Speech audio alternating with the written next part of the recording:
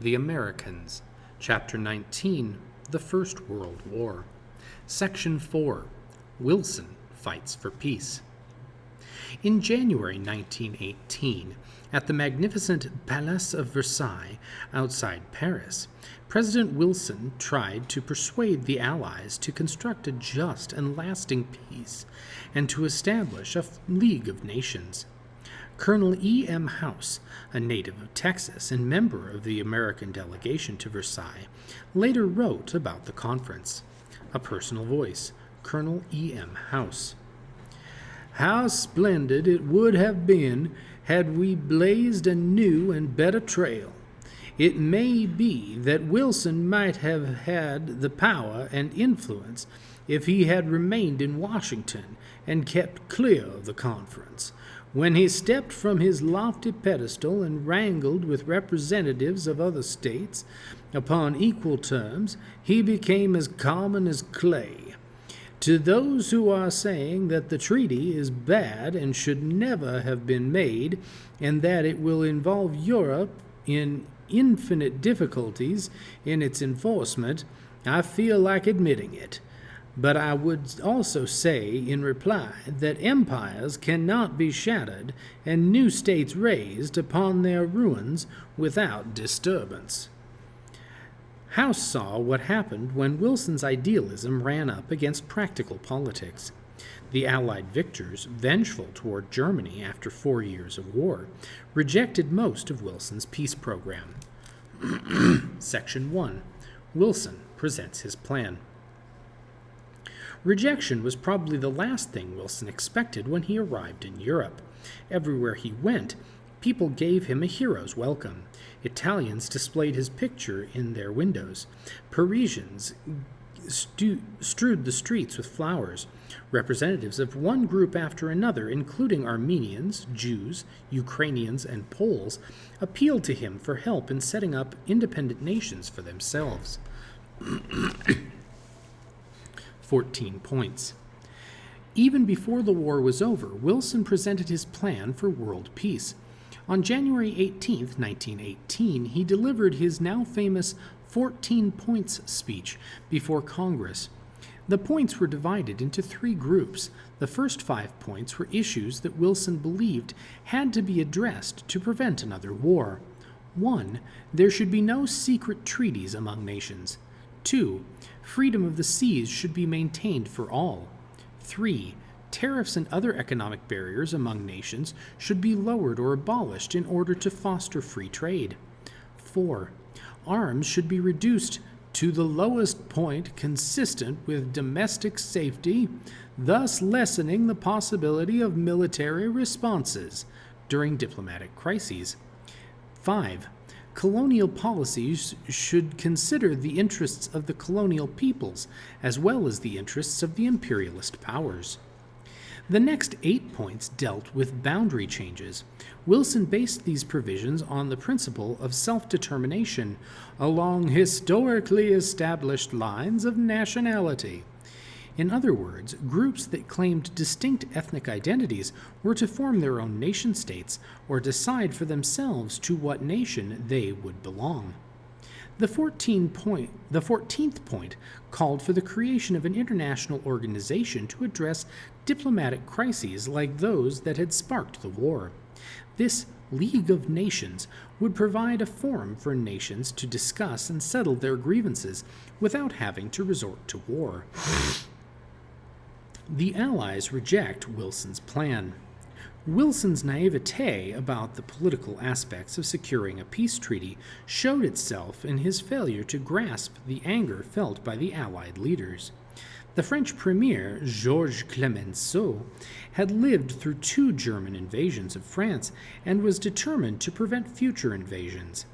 David Lloyd George, the British Prime Minister, had just won re-election on the slogan, "Make Germany Pay." The Italian Prime Minister, Vittorio Orlando, wanted control of Austrian-held territory.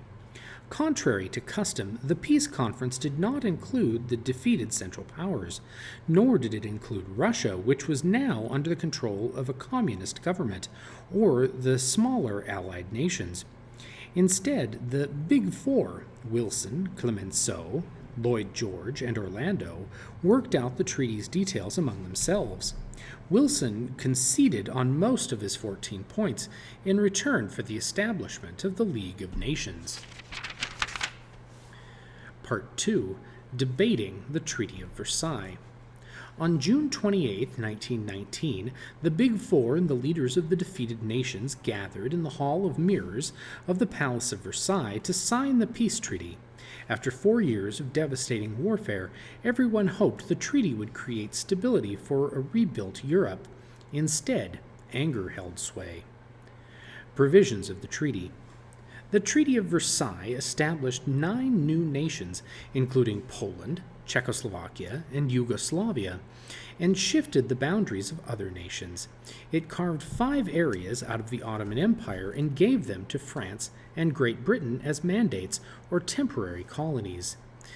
Those 2 allies were to administer their respective mandates until the areas were ready for self-rule and then independence.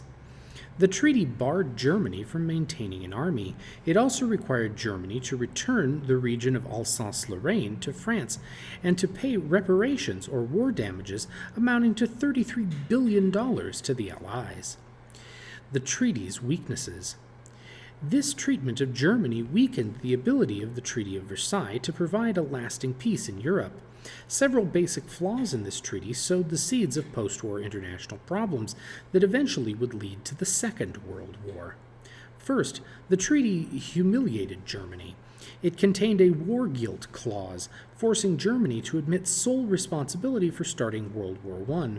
Although German militarism had played a major role in igniting the war, other European nations had been guilty of provoking diplomatic crises before the war. Furthermore, there was no way Germany could pay the huge financial reparations. Germany was stripped of its colonial possessions in the Pacific, which might have helped it to pay its reparations bill. In addition, for 3 years, the Russians had fought on the side of the Allies, suffering higher casualties than any other nation. However, because Russia was excluded from the peace conference, it lost more territory than Germany did. The Union of Soviet Socialist Republics, or Soviet Union as Russia was officially called after 1922, became determined to regain its former territory. Finally, the treaty ignored claims of colonized people for self-determination, as in the case of Southeast Asia, where the Vietnamese people were beginning to demand the same political rights enjoyed by people in Western nations. Opposition to the treaty. When Wilson returned to the United States, he faced strong opposition to the treaty. Some people, including Herbert Hoover, believed it was too harsh. Hoover noted, "The economic consequences alone will pull down all Europe and thus injure the United States." Others considered the treaty a sellout to imperialism because it simply exchanged one set of colonial rulers for another.